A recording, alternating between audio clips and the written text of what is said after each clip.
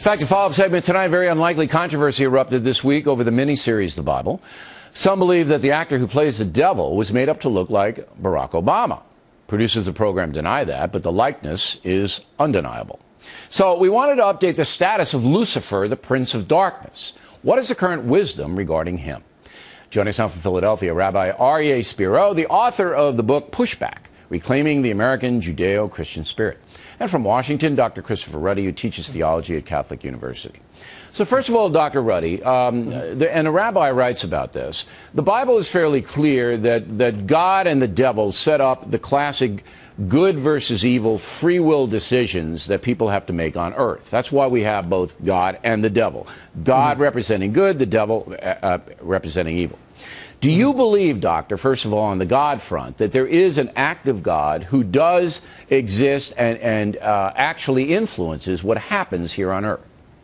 Definitely, that there is an active God and that there is also an active evil principle that we might call the devil. An angel that was created good, but fell through his own free will and is now a sort of presence of evil in the world. All right, God so these are spirits that actively have effects on human beings. That's your belief, Dr. Ruddy? Yes, okay. Definitely. How about you, Rabbi? Do you see it the same way? Well, we don't believe in an actual devil. What we do believe it during the time of creation, God unleashed a force of evil. And even within people, there's the constant struggle between our good inclinations and some of our unsavory inclinations. And it's not an actual being, but they are forces outside of us, and there are sentiments within us. I don't understand the word force, though. Is that a spirit? Is that a instinct within people? What is a force? Within man, it's an instinct. There are instincts towards good, and there are instincts towards evil. Okay, and so these are inherent in every human being who was born on Earth. There are instincts to go either way. And there's a pull and a push between God, and I know you believe in God, Rabbi, and what you call the other force, but you say you don't believe in a devil.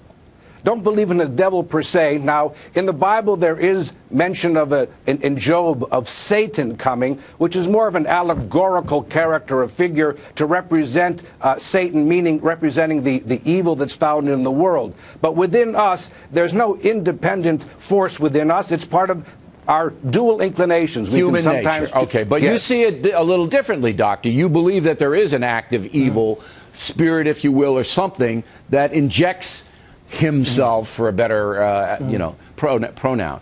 Is that correct? Well, yes. So there's certainly a sense that we can be tempted by this evil presence, this evil power, but yet we're free as human beings to resist that or to reject it. It's not a case of God and Satan being equal partners. All right, so this is interesting. So the professor of theology at Catholic U sees some force, as you said, Rabbi, a spirit that is actively, pulling people to do wrong. You don't see it that way. You see it as everybody's born with both the inclination to do good and evil, and then the person has to decide which way they want to go. Then, Rabbi, how do you explain the people who choose evil? How do you explain those people, and what happens to them after they die, i.e. Adolf Hitler, people like that? I do believe that people who have a life where they choose tremendous evil and harm people disproportionately, they do end up in a hell. I do believe that there is a heaven and a hell and there is a judgment, no question.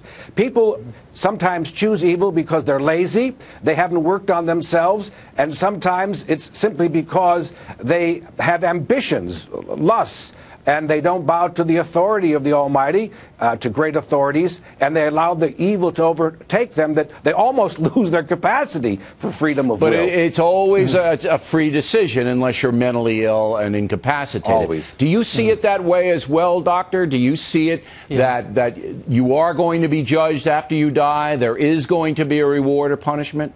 Definitely. There's accountability that we will be judged on what we've done or not. In that sense, we're free to resist evil, to succumb to it, and in that sense, we're responsible. I wonder why so many people succumb to evil, though, because I believe that they know it. They know it. When you do something bad, there is something inside you, whether you're born with it or not, and says, you know, this isn't right. You know, the people who are slaughtering other people and maiming other people and betraying other people and stealing and all, they know what they're doing is wrong, yet they choose to do it anyway, Rabbi. And because they succumb to the immediate gratification of what they want. But don't they think there's going to be a payday down the road for that? They should. If they had the right type of religion and teaching, they would understand that ultimately we're going to be accountable. In the name of fairness, God has a world. He created the world if you believe in a just God, but there are an awful lot of secular atheists that say, hey, once you're dead, you're dead. I'm giving you the last word, Doctor. I think that more people are choosing to do evil today than ever before in the history of this planet. I would disagree. I think that this is a constant human temptation. I think sometimes we seek what is outright evil, but more often I think we seek what we think is good for us, but which is actually evil in the end. You really think that? I mean, I'm seeing every day so many terrible things done to other people around this world. It's just staggering. And that's my job. I have to deal with it every day. That was a fascinating discussion, you guys. I really appreciate you coming on. Plenty more.